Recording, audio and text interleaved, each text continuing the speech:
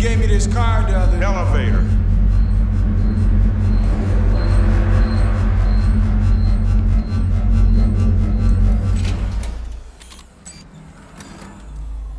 You're late.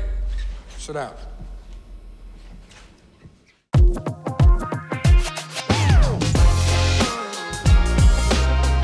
Kalba kėdai ir ne tik. Sveiki, aš esu Deividas ir esu priklausomas nuo kėdų. Nors šį kartą mano rankose nėra kėdai, tačiau tai pačiai subkultūrai priklausantis batai. Legendiniai Timberland 6-inch Premium. Who is Timberland? Who is that? Who is the man? Who the woman? Who, like, what family? Is it a family? Where they at? Where they live at? Where they from? New Hampshire? Oficialus pavadinimas yra liežuvį laužantis Timberland 6-inch Premium Workboot, bet daugelis jūsų juos tiesiog atpažįsta kaip Timberlandus arba Yellow Bootsus.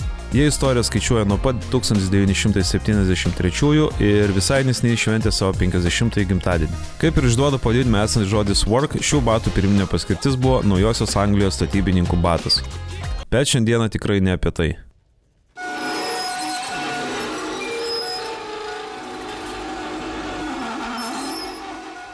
Neilgai trukus Yellow Bootsai tapo hip-hop kultūros dalimi.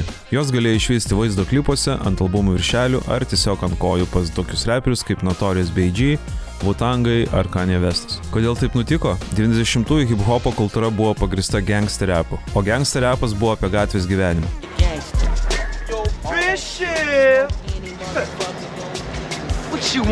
Kaip žinia, Niujorko gatvėse sukosi įvairaus plauko pašlemėkai – suteneriai, narkotikų prekeiviai ir reperiai.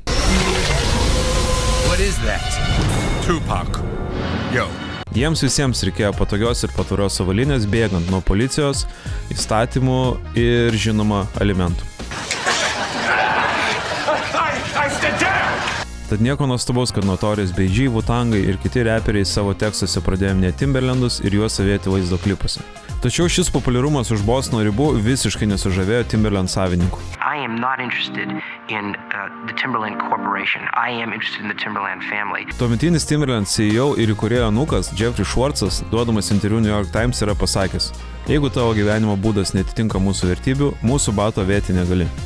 Na okei, gal jis taip griežtai nepasakė, bet esmė yra tokia: jeigu tu esi ne Bostone ir esi narkotikų prekeivis New York'e, tu Timberlandų negausi. Tačiau, kaip dažnai būna, tai ne tik, kad neatbaidė, bet netgi paskatino New Yorko gyventojus keliauti į Bostoną. Pavadinkime piligriminę kelionę. Oh my gosh, honey, look, it's Tupac! I told you them homies didn't cap his ass!